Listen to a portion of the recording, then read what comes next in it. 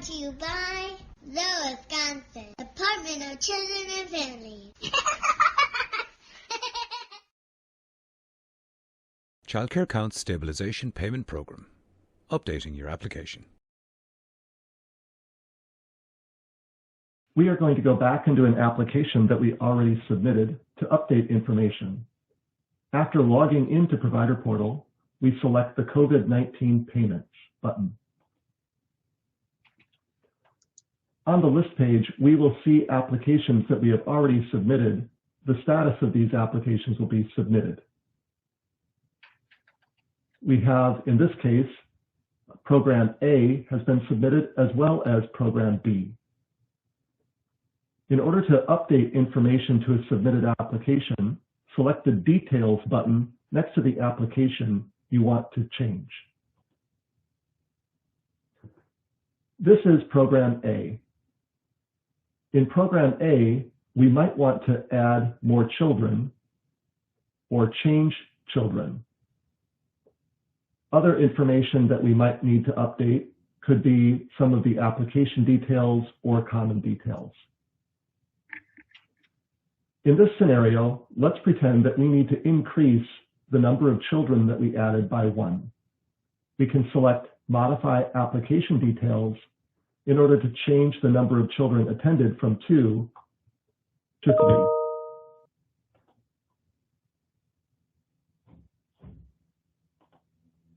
Select the Modify button, and then next, now we notice that we have 3 for number of children attended instead of 2, and we can add the specific children in the Children page by selecting the Children button. And then we can add a child, or we can modify a child that already exists. To modify a child that already exists, select the Details button, the More link, and then the Modify Child button. This allows us to update anything we need to about this child. For example, perhaps this child was attending during the period instead of not attending. We can switch the answer from no to yes.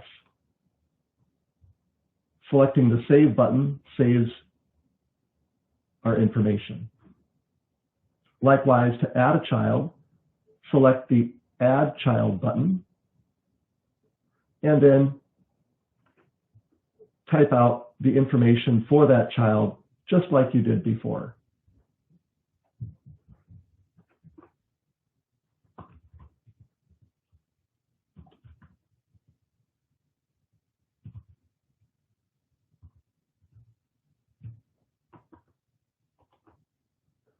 In this case, we have a full-time child without disabilities or any of these other attributes. The child is not on Wisconsin Shares, and the child was attending. When we select the Add button, we can now see all children attending. We do not have to resubmit this application when we make changes to the number of children. Instead, by going back to the payment program summary, we can see that this application is still submitted.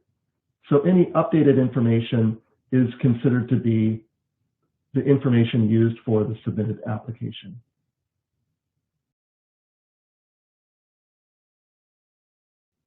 Next, we're going to look at how to change the number of staff that we have in our application.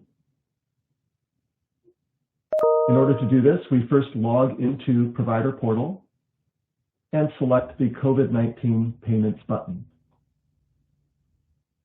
On the Payment Program Summary page, we can see applications that we have already submitted. They will be in the status Submitted. Program A is the first row, and Program B is the second row. I'm going to select the Details button next to Program B so that I can add additional staff for the count week.